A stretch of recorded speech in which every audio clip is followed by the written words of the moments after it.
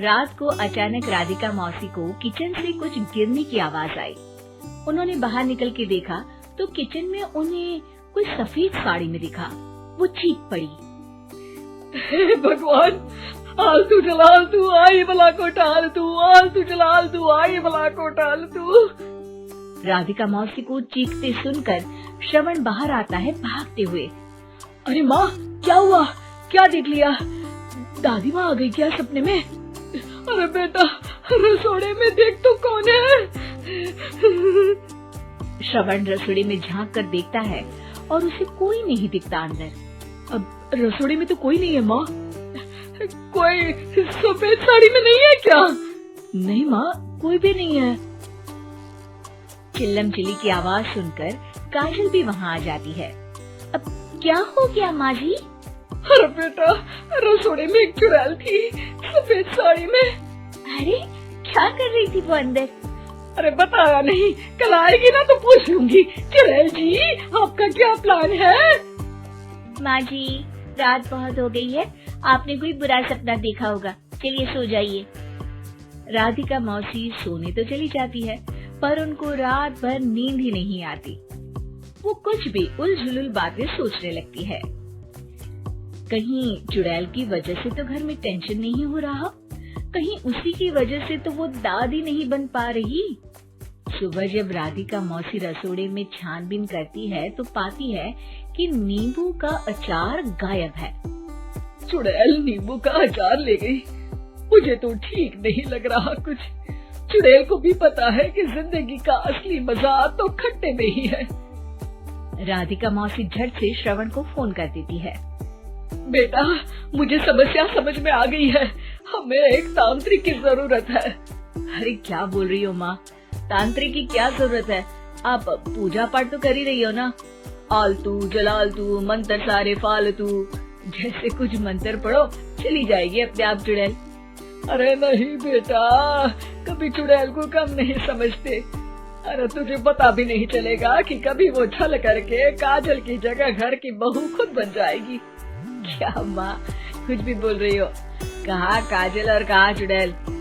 वैसे एक बात बताओ, काजल को अगर गाने के लिए बोल देना तो चुड़ैल काजल की आवाज सुनकर घर तो क्या, धरती लोग छोड़कर चली जाएगी।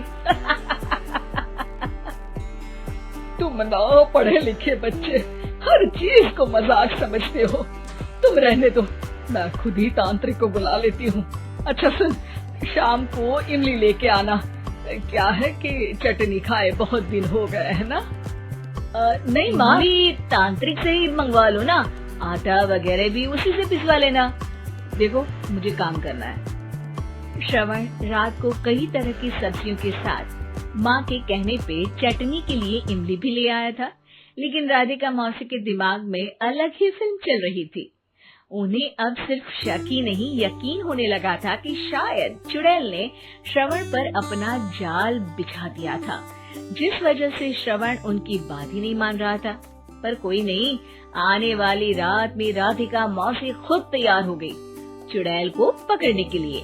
रुद्राक्ष की माला, तुलसी का पत्ता, हनुमान चालीसा सब हाथ के पास ही था, बस चुड़ैल का इंतजार था।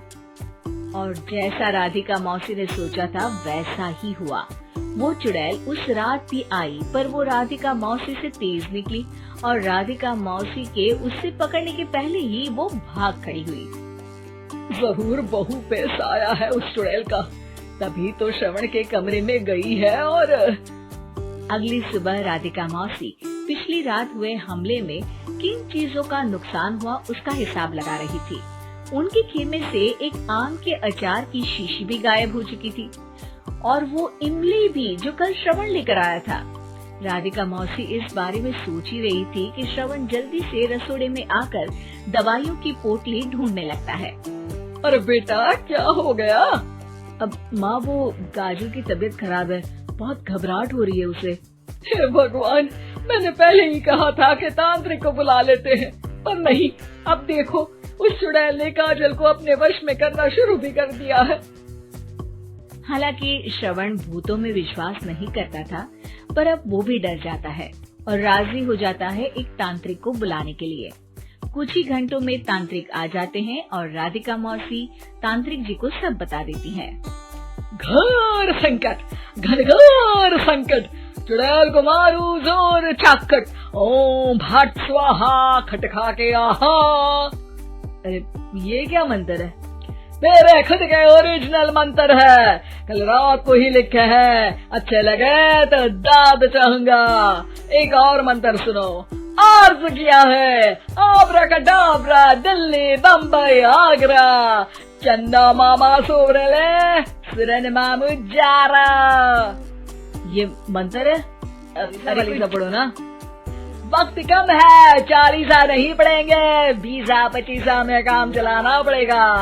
अलग निरंजन जाके लंदन, मुफ्त का मंजान घिस मेरे लंदन। अरे जल्दी करो तांत्रिक जी, जल्दी करो। तांत्रिक अपने उल झलूल मंत्र पढ़ने लगता है। श्रवण को तांत्रिक पे शक होता है। वो अपने एक डॉक्टर दोस्त को कॉल कर देता है ताकि कोई अनहोनी हो तो इमरजेंसी में चीजें मैनेज हो जाए। तांत्रिक धुनी रमाता है, जिसकी वजह से कमरे में काफी धुआं हो जाता है और जिसकी वजह से बहू की घबराहट बढ़ जाती है। अब भागेगी चुड़ैल। हाँ। बहू खांसते हुए धुएं से बचने के लिए बाहर चली जाती है। अरे भाग रही है, भाग रही है। पीछे पीछे श्रवण भी जाता है। बहू एक सोफे पर बैठ जाती है। तभी डॉक्टर दोस्त आ जाते हैं और श्रवण को पानी लाने के लिए कहते हैं। थोड़े चेकअप के बाद डॉक्टर कहते हैं, मेरे हिसाब से जाप का काम पूरा हो गया है। क्या मतलब? अरे कुछ भी नहीं माँ, कोई चुड़ैल नहीं है, खुशखबरी है, अब दादी बनने वाली है। मगर वो सब अचार के डब्बे। श्रवण दोनों अचार के डब्बे अपनी माँ को दिखाता है, जो कि उनके बिस्तर के नीचे छुपे हुए थे। आपने सही बोला था माँ, वो चुड़ैल काजल ही थी जो खट्टा खा रही थी। हमें कल ही पता चला, पर हमने आपको ये तांत्रिक वाला काम करने दिया ताकि आपको भरोसा हो जाए कि भूत वगैरह कुछ होता ही नहीं। अच्छा, ये तो बड़ी खुशी की बात है, पर बेटा मुझे एक झाड़ू तो ला दे। क्यों माँ?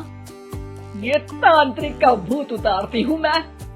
अब तांत्रिक राधा मौसी के डर से घर से भाग निकलता है और राधा मौसी उसके पीछे भागती है। अरे संकट ये घनघोर है, तांत्रिक मुआ चोर है।